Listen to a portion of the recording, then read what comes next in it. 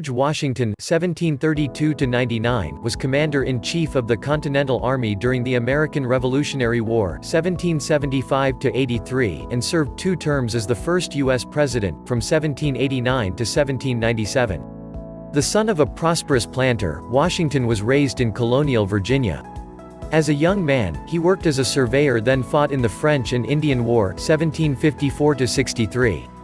During the American Revolution, he led the colonial forces to victory over the British and became a national hero.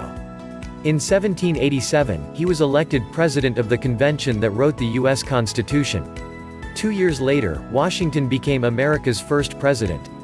Realizing that the way he handled the job would impact how future presidents approached the position, he handed down a legacy of strength, integrity and national purpose. Less than 3 years after leaving office, he died at his Virginia plantation, Mount Vernon, at age 67. George Washington's early years. George Washington was born on February 22, 1732, at his family's plantation on Pope's Creek in Westmoreland County, in the British colony of Virginia, to Augustine Washington (1694–1743) and his second wife, Mary Ball Washington (1708–89). George, the eldest of Augustine and Mary Washington's 6 children, spent much of his childhood at Ferry Farm, a plantation near Fredericksburg, Virginia. After Washington's father died when he was 11, it's likely he helped his mother manage the plantation. Did you know? At the time of his death in 1799, George Washington owned some 300 slaves. However, before his passing, he had become opposed to slavery, and in his will he ordered that his slaves to be freed after his wife's death. Few details about Washington's early education are known, although children of prosperous families like his typically were taught at home by private tutors or attended private schools. It's believed he finished his formal schooling at around age 15. As a teenager, Washington, who had shown an aptitude for mathematics, became a successful surveyor. His surveying expeditions into the Virginia wilderness earned him enough money to begin acquiring land of his own. In 1751, Washington made his only trip outside of America, when he traveled to Barbados with his older half-brother Lawrence Washington (1718–52), who was suffering from tuberculosis and hoped the warm climate would help him recuperate. Shortly after their arrival, George contracted smallpox. He survived, although the illness left him with permanent facial scars. In 1752, Lawrence, who had been educated in England and served as Washington's mentor, died. Washington eventually inherited Lawrence's estate, Mount Vernon, on the Potomac River near Alexandria, Virginia. An officer and gentleman farmer. In December 1752, Washington, who had no previous military experience, was made a commander of the Virginia militia. He saw action in the French and Indian War and was eventually put in charge of all of Virginia's militia forces. By 1759, Washington had resigned his commission, returned to Mount Vernon and was elected to the Virginia House of Burgesses, where he served until 1774. In January 1759, he married Martha Dandridge Custis (1731–1802), a wealthy widow with 2 children. Washington became a devoted stepfather to her children. He and Martha Washington never had any offspring of their own. In the ensuing years, Washington expanded Mount Vernon from 2,000 acres into an 8,000-acre property with 5 farms. He grew a variety of crops, including wheat and corn, bred mules and maintained fruit orchards and a successful fishery. He was deeply interested in farming and continually experimented with new crops and methods of land conservation. George Washington. During the American Revolution. By the late 1760s, Washington had experienced firsthand the effects of rising taxes imposed on American colonists by the British, and came to believe that it was in the best interests of the colonists to declare independence from England. Washington served as a delegate to the First Continental Congress in 1774 in Philadelphia. By the time the Second Continental Congress convened a year later, the American Revolution had begun in earnest, and Washington was named Commander-in-Chief of the Continental Army.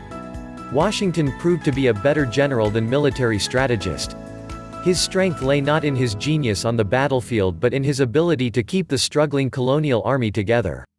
His troops were poorly trained and lacked food, ammunition and other supplies. Soldiers sometimes even went without shoes in winter. However, Washington was able to give them the direction and motivation.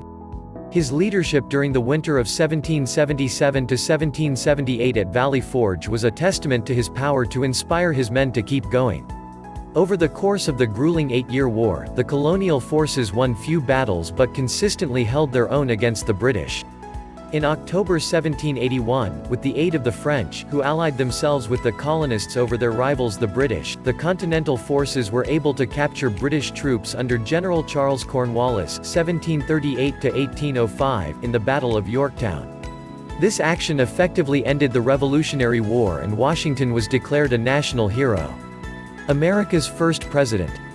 In 1783, with the signing of the Treaty of Paris between Great Britain and the U.S., Washington, believing he had done his duty, gave up his command of the army and returned to Mount Vernon, intent on resuming his life as a gentleman farmer and family man. However, in 1787, he was asked to attend the Constitutional Convention in Philadelphia and head the committee to draft the new Constitution. His impressive leadership there convinced the delegates that he was by far the most qualified man to become the nation's first president. At first Washington balked. He wanted to, at last, return to a quiet life at home and leave governing the new nation to others. But public opinion was so strong that eventually he gave in. The first presidential election was held on January 7, 1789, and Washington won handily. John Adams (1735–1826), who received the second largest number of votes, became the nation's first vice president. The 57-year-old Washington was inaugurated on April 30, 1789, in New York City. Because Washington, D.C., America's future capital city wasn't yet built, he lived in New York and Philadelphia. While in office, he signed a bill establishing a future, permanent U.S. capital along the Potomac River, the city later named Washington, D.C., in his honor. George Washington's accomplishments.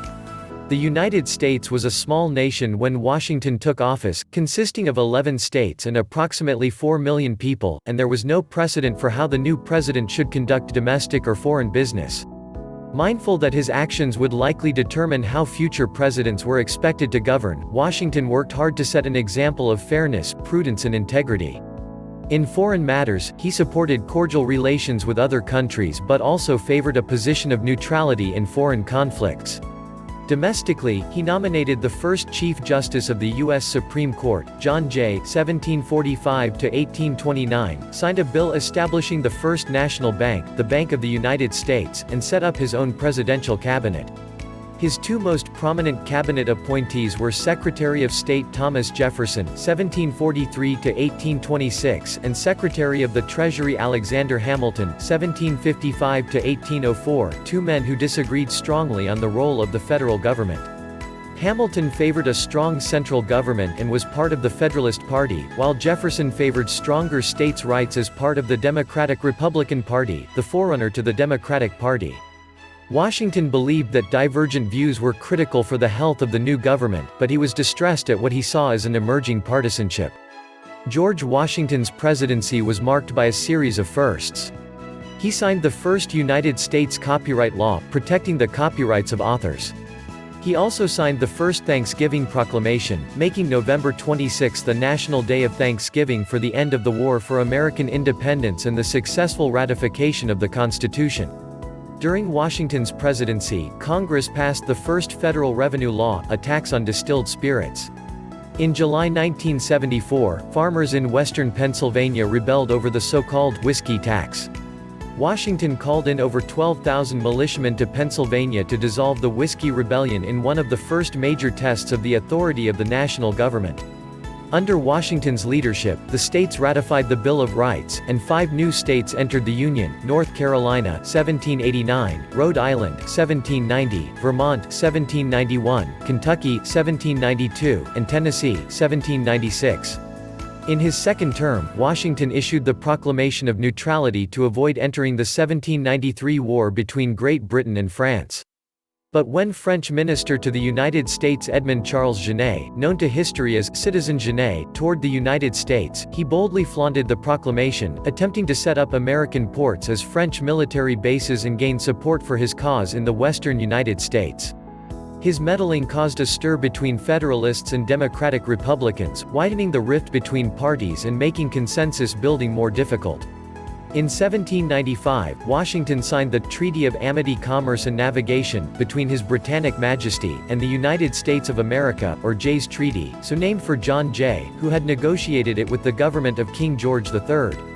It helped the U.S. avoid war with Great Britain, but also rankled certain members of Congress back home and was fiercely opposed by Thomas Jefferson and James Madison. Internationally, it caused a stir among the French, who believed it violated previous treaties between the United States and France. Washington's administration signed two other influential international treaties.